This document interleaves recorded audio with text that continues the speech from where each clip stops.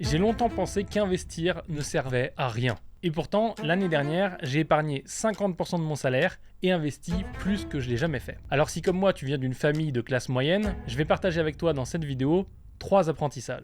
Tout d'abord, le problème qui m'empêchait d'investir, comment j'ai commencé à investir et pourquoi tu dois investir même si tu n'as pas beaucoup d'argent.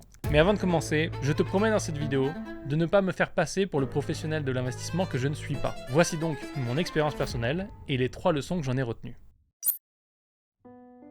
La première chose qui est importante, c'est que pendant longtemps, venant d'une famille qui n'a pas beaucoup d'argent, je me suis dit investir est réservé aux riches, il faut investir beaucoup d'argent pour faire beaucoup d'argent, j'en ai pas beaucoup, donc j'investis pas. Pour résumer, investir ne sert à rien. Et puis surtout, tu te dis, la vie est déjà assez dure comme ça, j'ai pas forcément assez d'argent pour faire tout ce que je veux, donc si je commence à prendre de l'argent pour l'investir pour un retour potentiel futur, ça n'a pas bien de sens. Et pourtant, on sait que la retraite pour laquelle on cotise, elle n'est pas forcément suffisante quand on arrive à l'âge de la retraite, si on y arrive un jour, parce que bientôt ce sera à 99 ans. Et donc, ce serait techniquement dans notre intérêt d'investir tout au long de notre vie en commençant jeune pour avoir un pactole au moment de la retraite. Mais le pire dans tout ça, c'est que je me disais, à quoi ça sert de mettre de l'argent de côté parce que ça se trouve, tu vas mourir avant de pouvoir en profiter. Ce qui au final renforçait cette idée chez moi de me dire, je me prive maintenant pour investir sur mon futur qui n'existera peut-être pas. Mais heureusement, j'ai grandi, j'ai vieilli, j'ai vu des choses, j'ai parlé à des gens, et j'en suis venu à 2 conclusions. La première, elle est très simple. Si je meurs, cet argent va à ma famille. Alors évidemment, ça ne me fera pas revenir, mais ça les aidera. Et la deuxième, si je ne meurs pas, je peux en profiter durant ma retraite, et je serai content d'avoir cet argent. Quand je me suis rendu compte de ça, écoute, je me suis dit c'est plutôt pas mal, parce que ça règle mes 2 problèmes. Dans les 2 cas, l'issue est positive. Et à ce moment-là, le challenge est devenu de mettre le plus d'argent de côté possible, sans rendre ma vie misérable. Je vais donc te dire comment j'ai commencé à investir. Avant même de commencer ce chapitre sur l'investissement, un petit disclaimer. Mesdames et messieurs, bienvenue dans ce nouvel épisode de Qui peut reconnaître un bon conseiller en investissement. On commence donc avec le premier de nos choix qui est Robert. Robert qui est plombier de profession et qui a investi tout son argent dans les crypto-monnaies.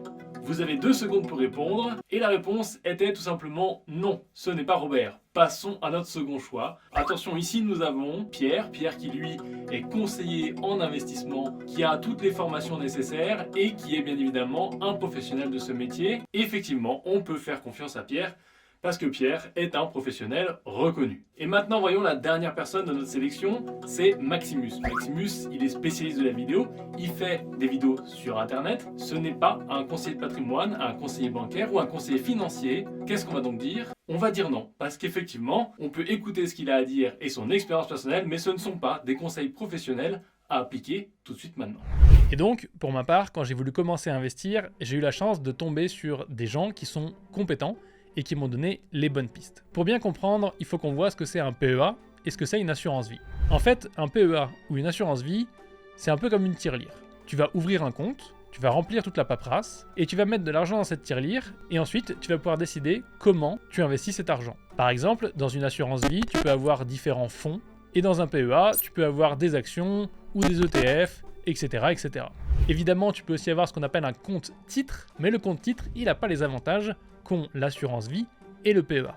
Parce qu'en réalité, le compte titre, tu vas payer blinde d'impôts sur tes plus-values. Mais par contre, pour le PEA et l'assurance vie, au bout de 5 ans et 8 ans respectivement, tu auras une belle réduction d'impôts sur les plus-values. À ce stade, je pense que le mieux c'est qu'on prenne un exemple. On va dire qu'en 2010, tu as acheté une action à 100 € avec ton PEA. Comme tu es très bon en investissement et que tu avais le nez, en 2015, cette action vaut 200 €.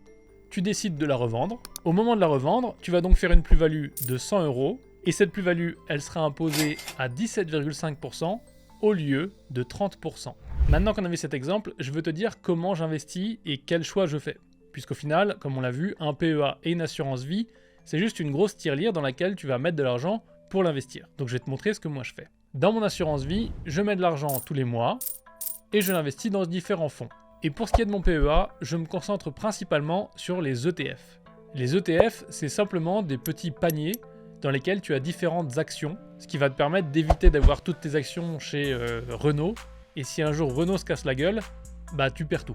Voici d'ailleurs la liste des ETF que j'achète.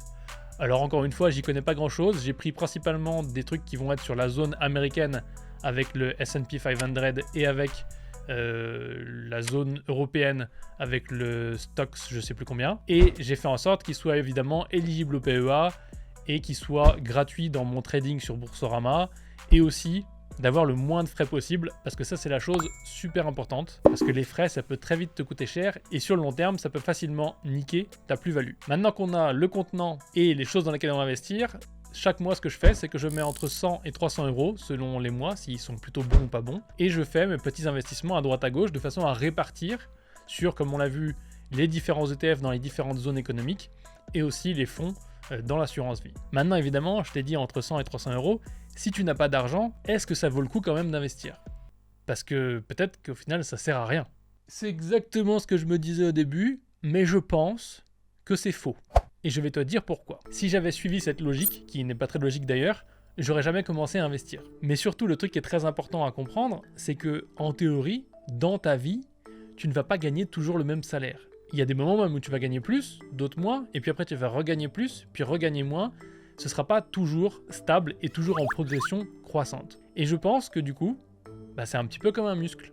Si tu commences et que tu t'entraînes, tu vas garder ce rythme, cette habitude d'investir. Donc si tu ne commences jamais, peu importe le salaire auquel tu arrives à n'importe quel moment de ta vie, au final tu n'auras jamais les bénéfices parce que tu n'as pas commencé. Donc si on part du principe que tu as 18 ans, aujourd'hui, il n'y a rien qui t'empêche de mettre 10 balles tous les mois sur une assurance vie ou sur un PEA, et si tu connais rien, tu peux faire en sorte que ce type de contrat il soit autogéré. Ça veut dire qu'il y a un mec, par exemple si tu es chez Boursorama, qui va gérer ces 10 balles par mois chez Boursorama et qui va choisir sur quoi les investir.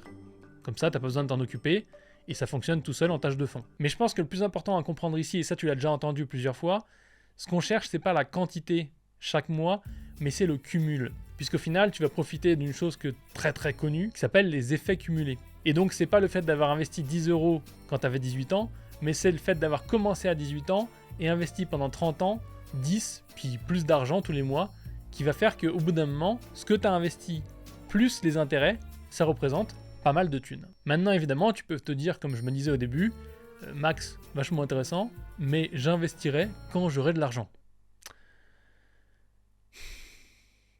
Le problème, c'est que ça fonctionne pas. Ça fonctionne pas du tout. Sûrement parce que l'argent, si t'en as pas aujourd'hui, c'est soit que t'en gagnes pas assez, soit que tu sais pas le gérer, soit que t'en gagnes pas assez et que tu sais pas le gérer. Ou alors, soit que t'en gagnes beaucoup et que tu sais pas le gérer. Et heureusement, comme moi j'avais ce problème, parce que j'ai pas toujours économisé 50% de mon salaire, j'ai fait une vidéo sur le sujet. Ça te permettra de faire en sorte de mettre tes finances d'aplomb. Et le mieux dans tout ça, c'est que je te donne tous mes conseils gratuitement et j'ai pas de formation à te vendre.